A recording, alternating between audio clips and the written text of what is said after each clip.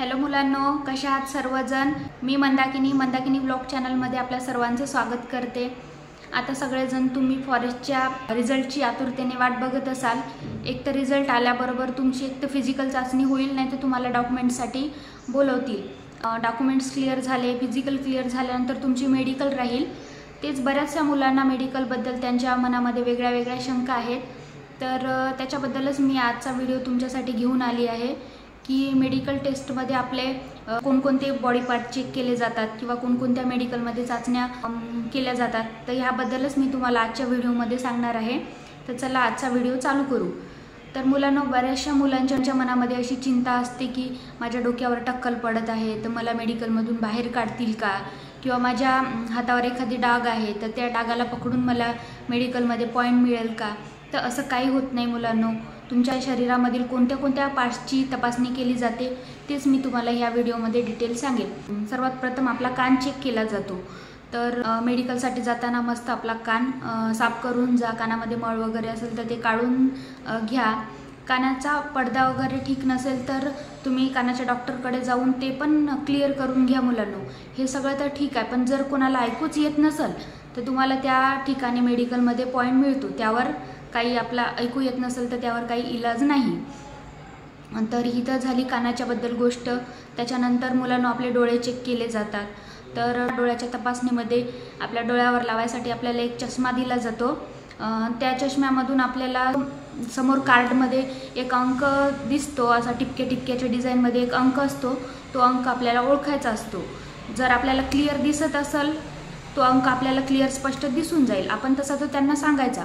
पण जर घाबरून काही दिसलं नाही तरी, अलग दिसलं तरी टेन्शनमध्ये चुकीचं सांगायचं नाही, त्या ठिकाणी आपल्याला पॉईंट्स मिळू शकतो। तर डोळे तपासताना बऱ्याच वेळा कलर ब्लाइंडनेसमध्ये मुलांना पॉईंट भेटतो किंवा त्या ठिकाणी त्यांना म्हणजे अपात्र केलं जाते। तर कलर्स ब्लाइंडनेसमध्ये कसं टिपक्यामध्ये आपल्याला अंक ओळखायचा असतो मुलांना, तर त्या ठिकाणी पण तुम्ही घाबरून जाऊ नका। जर तुम्हाला स्पष्ट दिसत असेल तर तुम्ही त्यांना एकदम आत्मविश्वासाने त्या ठिकाणी तुम्ही सांगायचं की हा अंक आहे, घाबरून जाऊन काही भलतं सांगायचं नाही। तर जर तुम्हाला कलर ब्लाइंडनेसबद्दल डिटेलमध्ये माहिती पाहिजे असेल तर तुम्ही ते गुगलवर टाका। तुम्हाला त्या ठिकाणी म्हणजे कोणकोणते अक्षर आपल्याला ओळखायचे असतात किंवा कशी ती प्रोसेस आहे त्या ठिकाणी आपल्याला समजून येईल।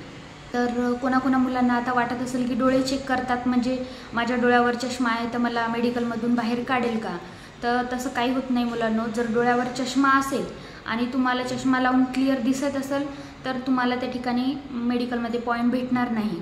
पण जर तुम्हाला चष्मा असूनही तुम्हाला बरोबर दिसत नाही तर त्या ठिकाणी प्रॉब्लेम येऊ शकतो।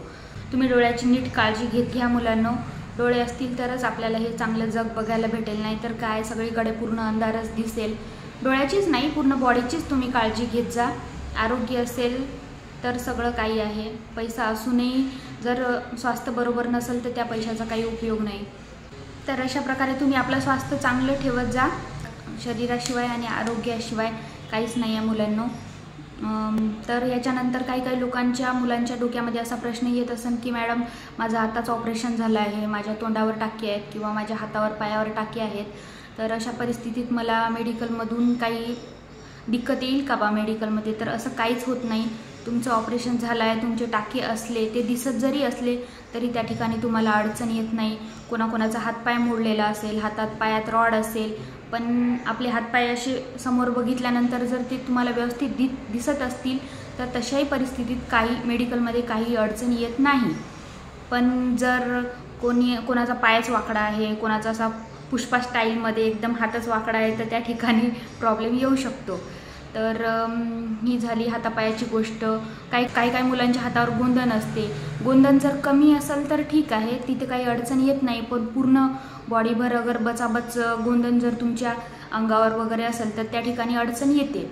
जर छोटंसंही गोंधन असेल आणि तुमच्या जर डोक्यामध्ये टेन्शन येत असेल की बा जर एवढ्याशा गोंधनामुळे जर मला मेडिकलच्या बाहेर काढतील, तर त्या ठिकाणी घाबरायचं काही कारण नाही। सध्या मार्केटमध्ये लेझर ट्रीटमेंट्स वगैरे आहेत, तर त्या लेझर ट्रीटमेंटच्या साहाय्याने तुम्ही ते हातावरचं गोंधन काढून टाकू शकता। ह्याही ठिकाणी काही घाबरण्याचं कारण नाही, त्यामध्येही काही एवढी अडचण येत नाही। कोणाच्या हातावर 5 बोटाऐवजी 6 बोटे असेल तर अशाही परिस्थितीत तुम्ही घाबरू नका, कारण एक बोट एक्स्ट्रा असलं म्हणजे तुम्हाला मेडिकलमधून अपात्र ठरवणार नाही किंवा तुम्हाला त्या ठिकाणी पॉईंट देणार नाही। काही मुलांची नॉकनीबद्दलही प्रश्न आहेत की मॅडम माझे चालताना किंवा धावताना गुडघ्याला गुडघे टच होतात, तर अशा परिस्थितीमध्ये मला मेडिकलच्या बाहेर काढतील का? पण हा नॉकनीचाही प्रॉब्लेम काही एवढा असा मोठा नाही आहे। तुम्ही डॉक्टरांच्या ट्रीटमेंटनी किंवा कोणते असे व्यायामाचे प्रकार केल्याने तो बरा होऊ शकतो। जर आपलं लक असेल मुलांना तर नॉकनीचा प्रॉब्लेम असणाऱ्या मुलांनासुद्धा मेडिकलमध्ये पात्र करू शकतात, त्याचाही एवढा मोठा इश्यू नाही।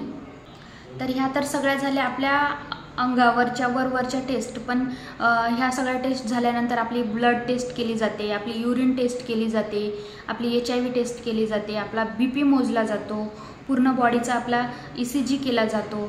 पण अशा अवस्थेमध्ये एवढ्या माझ्या टेस्ट होत आहेत म्हणून असे घाबरून जायचं नाही तर घाबरू आपला BP वाढवून घ्याल तुम्ही आणि भलतंच काहीतरी करून घ्याल। तर एवढ्या सगळ्या टेस्ट होत असल्या तरी मुलांना ह्या सगळ्या टेस्ट एकदम शॉर्टकट पद्धतीने होतात, या ठिकाणी घाबरायचं असं काही कारण नाही आहे। सर्वांनाच अशा चाचण्यामधून जावं लागतं। मेडिकल होत असताना कोणतीही टेस्ट घेताना किंवा आपली कोणतीही तपासणी करताना एकदम रिलॅक्समध्ये ऑफिसर लोकांना आपल्या चाचण्या होऊ द्यायच्या, कारण तुम्ही जर रिलॅक्स राहाल तर तुमच्या सगळ्या BP वगैरे सगळं नॉर्मल दाखवेल। तर यामध्ये घाबरून असं अतिशहाणपणा करून घेण्यात काही अर्थ नाही मुलांनो। जर तुम्हाला हा व्हिडिओ पाहूनही जर मेडिकलबद्दल काही शंका असतील मुलांनो तर मला कमेंट्स करा, मी त्या कमेंट्समध्ये तुम्हाला तुमच्या प्रश्नाचे उत्तर देईल, तुम्हाला रिप्लाय देईल। जर तुम्हाला माझा हा व्हिडिओ यूजफुल वाटला तर माझ्या व्हिडिओला लाईक करा। जर माझ्या चॅनलवर नवीन असाल तर माझ्या चॅनलला सबस्क्राईब करा। मी फॉरेस्ट भरतीबद्दल किंवा फॉरेस्ट गार्डबद्दल नवीन व्हिडिओ असेच तुमच्यासाठी घेऊन येईल। तर चला भेटू पुढच्या व्हिडिओमध्ये।